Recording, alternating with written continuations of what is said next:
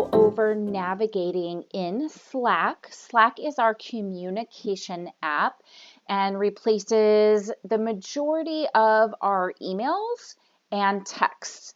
So instead of texting each other details or questions, we do everything in Slack. So we're going to start with setting up Slack, and then we're going to go through navigating.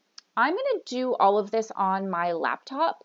I find that setting up apps on your laptop gives you a lot more options. You can do this on your phone, of course, but you may not have as many features. So I'm going to do it in here. That way you can see all the features that there are, and then if you jump over and do it on your phone instead, you'll see you're a little bit more limited. So when you log in, you'll have, this will probably just be like a cartoon head outline over here in the bottom left-hand corner. If you click on that, you can go to your profile. So we first want to set up our profile. You'll see whatever the last channel you were on, it will stay open, and that's okay. So you can just ignore that. This is where you would upload your photo. You could edit your name.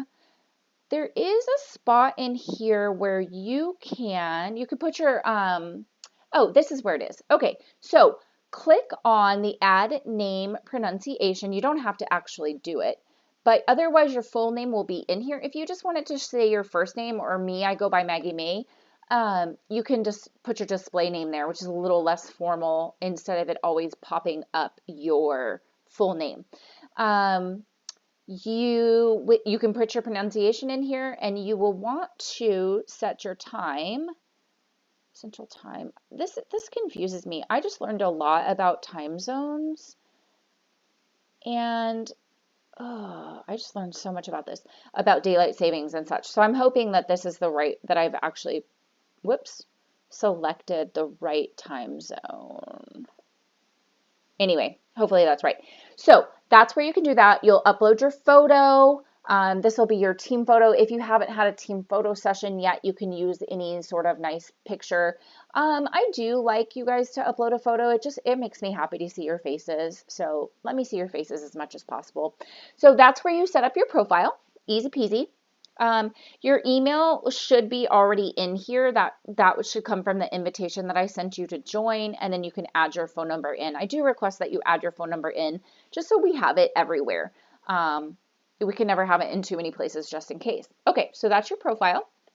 And then if you want to go in and set up your preferences, you would go back and click on your little icon and then go to preferences. These preferences, the majority of them, like I said, are available on your mobile device, but some of them are not. And so I found some cool features here that I like. So the first one we're going to start with is notifications. Now we talk about notifications in another video. There are some limitations to notifications, and you'll learn about those in that video. But for me, I'm going to select all new messages, and that's going to give me the most bang for my buck. I definitely don't select nothing. You can either do direct messages, mentions, and keywords, but I think all new messages is probably the best. We are not using the huddle feature, and then I do like to be notified when there's replies to a thread I'm following. So if you're in a conversation and you're in that thread, I think that's helpful. The other thing that we want to do is set up some keywords. Now you'll see that my keywords list is a little bit more extensive than maybe yours needs to be.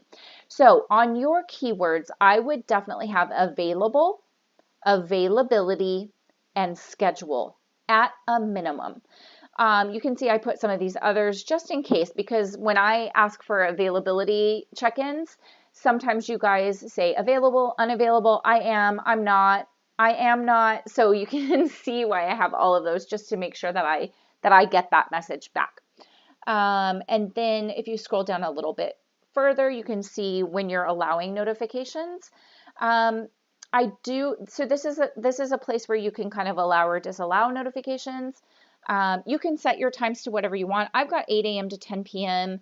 I'm not working at 10 p.m. typically, but I don't mind if a notification comes through. It doesn't bother me. I never have the sound turned on my phone, so it's not a disruption. I would request that you at least do like 9 a.m. to 7 p.m. That way, if we do get an availability check-in that comes through, that you'll see that. We do request that you reply to those availability check-ins within 24 hours. That way I can get back to our bride within 48 hours. That only works if we're all doing it. So, and you can set the time that you want a reminder notification if you want to set those up. Sound and appearance, you can check all of this, include thread replies and badge count. I like that personally. I like to know how many messages I have. You can include a preview or not. And you can mute the sounds. Like I said, my phone is turned off from sound always, so I never hear those. It doesn't bother me at all. And then here you can set, you know, immediately, even if I'm active, you can set those however you like to see those messages. Navigation, let's see. You can see which tabs are in your toolbar, and I think that's that little toolbar at the top. This is what works for me. I like the later feature. I like activity, DMs, and home.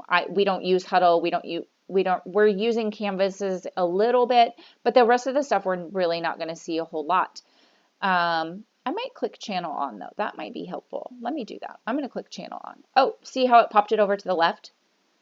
Do you see that? Pop it on and pop it off. Okay, so I never use that. So I'm not going to worry about that. I don't use that little toolbar over to the side.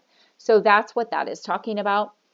Home, let's see. Always show a dot on the home icon when there is unread activity. I find that to be helpful. Show on the sidebar, threads, drafts, sure, yes or no. I mean, you can kind of go through these and set them up as you wish. Now, here is the cool feature, themes. This is the one that you can't do from your phone. So this is where you can change the color settings.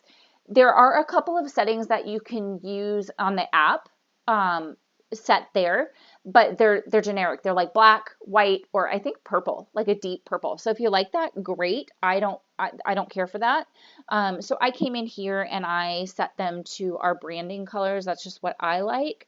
So you can see I played with this a little bit, and this is what I like the best. I like how 2 colors for these and 2 colors for that, and it just kept it kind of really clean and simple. But that's totally up to you how you set that up. And then light and dark, I don't know what that does. Oh, there you go. See, that's what that does. So I prefer this view. I prefer the system or the light view. Messages and media, clean or compact. You guys can go through and play with this, decide what you want. If you want a default skin tone, I like the yellow because it's just cartoonish and it's silly. And you can play with all of this, how this all sets up for you. Language and region, we're not going to really need anything there. I think that's really all you'll need in this kind of setup. So that is setting up your profile and setting up your preferences in Slack. Like I said, I like to do this from my desktop. That way those colors will translate over to my app. So my app is kind of like this light green color. You can't do that from the app. I believe that almost everything else you can do from the app. So I'm going to end this one here because it's getting a little bit long. And then I'm going to go through, on the next one, we're going to go through channels, threads, and DMs within the app. So I'll see you on that one.